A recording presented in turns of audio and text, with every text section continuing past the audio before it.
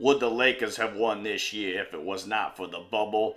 I do believe most likely they would have pulled it off either way. But the better question a lot of folks are asking, if the Golden State Warriors were healthy, would they have still been able to get to a championship this year, or would the Lakers have stood in their way? I'm going to go with this year. I do believe the Lakers would have won.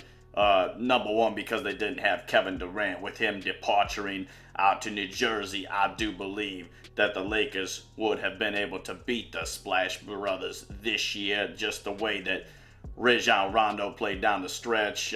Avery Bradley, even though he did not play in the bubble, if it was a normal season, he would have still been that 3-and-D guy that could potentially help you shut down Steph Curry and Klay Thompson. Although we do know that the Splash Brothers are ballers.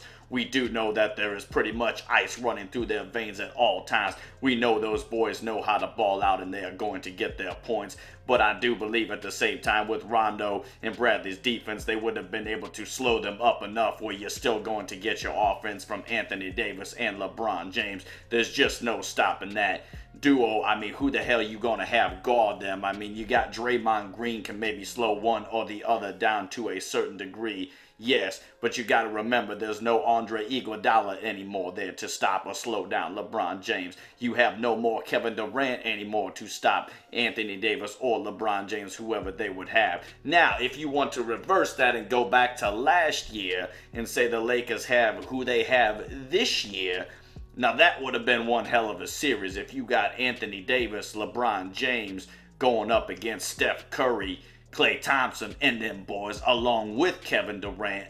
Man, I don't know who would win that series. I do believe that it would go 7 games, no doubt about it, coming down to a couple of miscues, a missed shot here or there.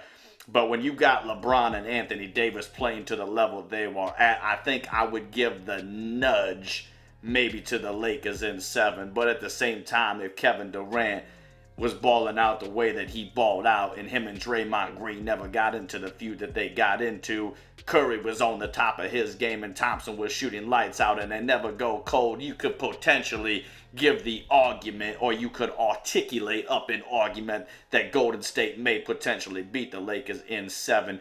But I think I would give the nudge just to LeBron, because he's now got the best superstar he's ever played with is in his entire career with Anthony Davis, not to mention the supporting cast was balling out. I do believe that Alex Caruso would be somewhat like Matthew Dellavedova was back in that 2015 finals when they did, I believe it was games 2 and 3 where the Cleveland Cavaliers won and Dellavedova was balling out, and also at the same time he was slowing down Steph Curry for those couple of games. But let us not forget, rather, that Cleveland damn near was up 3-0 in that series. They lost game 1 on a heartbreaker. Kyrie went down. They lost on a last-second shot, so they were down 1, but then they won the next 2. Had they won 3 in a row, LeBron may have been able to potentially win you one more game.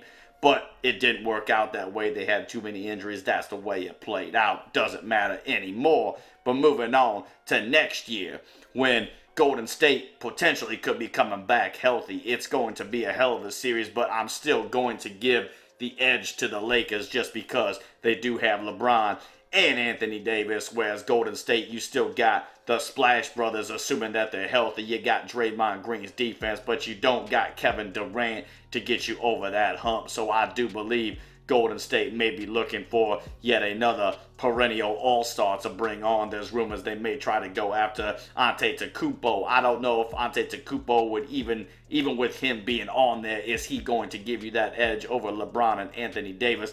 At this time this year or next year, I say no, that ain't going to happen. But if you're talking 2 to 3 years down the road, that could potentially set them over the edge. That's all I got for you today, and I'm out.